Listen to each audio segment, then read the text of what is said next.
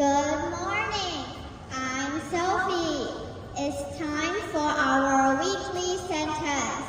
又到了我们学习每周一句的时间了。This week's sentence is What's your favorite sport? 你最喜欢的运动是什么 What's your favorite sport? 你最喜欢的运动是什么 Good morning, everyone. Good morning, Teacher Angela. Good morning, guys. How are you today? We are fine. So I have a question for you. What's your favorite sport? Favorite sport?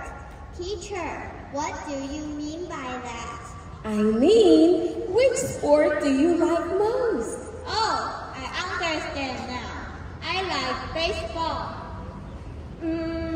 My favorite sport is basketball. That's excellent. Now, remember, if you want to ask somebody about their favorite sport, you can say, what's your favorite sport? Now, let's practice. Ryan, what's your favorite sport?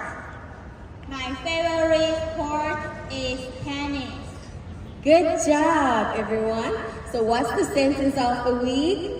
What's your favorite sport? That's excellent. We'll see you guys next week. Have a beautiful day.